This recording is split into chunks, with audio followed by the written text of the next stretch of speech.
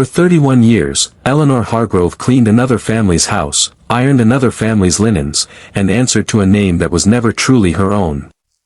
Then, 6 months after her mother's funeral, a lawyer she had never met called her into an office and told her that the man she had spent 3 decades serving coffee to was, in fact, her father. What happened next would unravel a secret one dying woman tried to take to her grave, and put Eleanor face to face with the very family that never knew she belonged to them. Before we dive deeper, let us know in the comments where you're watching from. We'd love to hear from you, and don't forget to hit that subscribe button so you never miss any of our upcoming videos. Eleanor Hargrove was born in a small clapboard house outside Savannah, Georgia, in 1962, the only child of a housekeeper named Josephine Hargrove. Josephine never spoke about Eleanor's father. When Eleanor asked as a little girl, her mother would simply say the same 4 words, "He's not in our lives," and turn back to whatever chore was in front of her. By the time Eleanor was 17, she had learned to stop asking. She finished high school, took a job cleaning houses just as her mother had, and eventually found steady work with a wealthy family named the Winthrops, who owned nearly 4,000 acres of timberland an hour outside the city. She did not know, when she first walked through their front door in 1991, that she had walked into it before, as an infant, wrapped in a blanket her mother never let her see a photograph of. Charles Winthrop was, by every outward account, a hard and private man. He had inherited the family's timber business from his own father and spent 60 years expanding it, all while living alone in a house far too large for one person. Eleanor worked for him for over 3 decades, first as a part-time housekeeper and eventually as the only person he trusted to manage his home entirely. She cooked his meals, organized his mail, and sat with him during the long, quiet stretches after his wife passed away with no children of their own to speak of, at least none that anyone in the Winthrop family had ever been told about. Co-workers would later say that Charles treated Eleanor with an odd, formal gentleness that none of them could quite explain, the kind of care that seemed to run deeper than an employer simply appreciating good work. Josephine Hargrove died in the spring, just 2 years after Charles himself passed away at the age of 84. It was only while going through her mother's belongings that Eleanor found the box. Inside was a bundle of letters tied with kitchen string, a faded photograph of a young Josephine standing beside a young man Eleanor did not immediately recognize, and a folded piece of paper that turned out to be a birth record with a name crossed out in her mother's handwriting. Eleanor sat on the floor of her mother's bedroom for nearly 2 hours before she allowed herself to look closely at the photograph again and realize, with a chill she could not explain, that the young man standing beside her mother was unmistakably Charles Winthrop, 40 years younger, and looking at Josephine the way a person looks at someone they love. At first, Eleanor told no one. She assumed it was simply an old photograph, a coincidence from a time when her mother worked for a different family before the Winthrops. But something about the birth record would not leave her alone.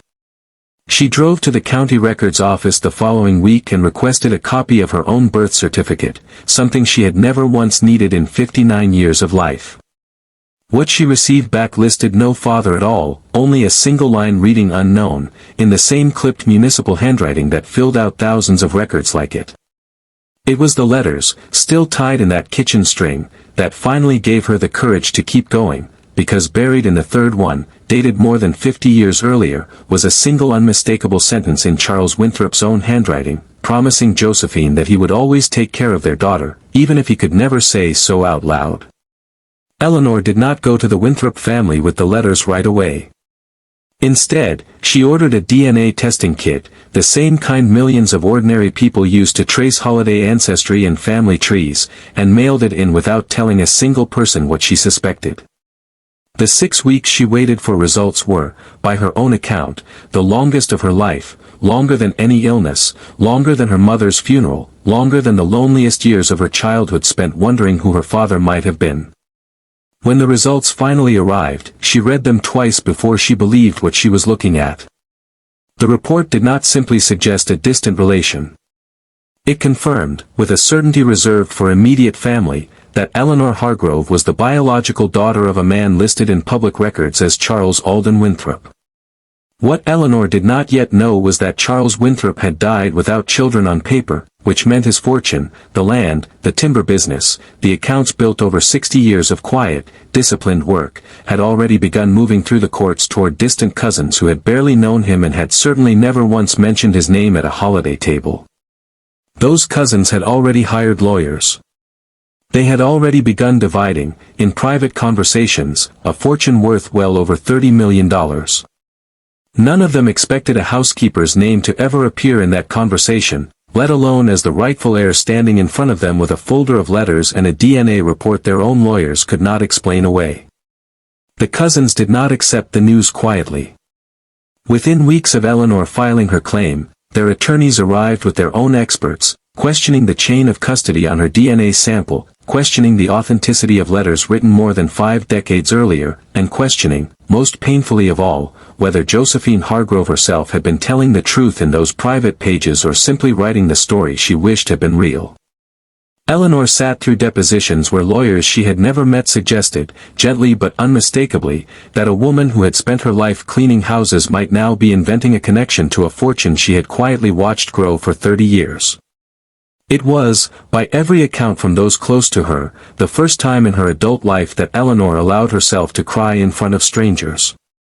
The case turned, in the end, on something none of the cousins' lawyers could argue away, a second DNA sample pulled under court order from a medical specimen Charles Winthrop had left behind during a hospital stay 11 years earlier, still legally preserved and untouched. When the two results were placed side by side in front of a judge, the match was undeniable, 99.9%, the kind of number that ends arguments rather than starting new ones. The distant cousins, who had spent 18 months insisting the housekeeper was chasing a fortune that was never hers to claim, went silent in a courtroom that had, until that morning, been filled with nothing but their objections. Eleanor Hargrove inherited the Winthrop timberland, the family accounts, and a modest brick house on the edge of the property that Charles had, unbeknownst to anyone, quietly placed in a trust bearing her name nearly 20 years before he died, as though some part of him had always intended for the truth to surface eventually, even if he never found the courage to speak it while he was alive. She did not sell the land. She did not move into the grand house where she had spent 31 years dusting shelves and answering a bell that was never once rung for her.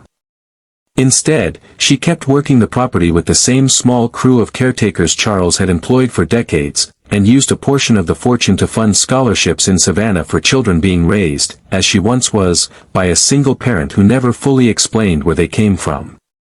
When a local reporter finally asked Eleanor how it felt to spend 3 decades cleaning a house that, it turned out, had always partly belonged to her, she did not talk about the money, and she did not talk about the courtroom, or the cousins, or the lawyers who had doubted her.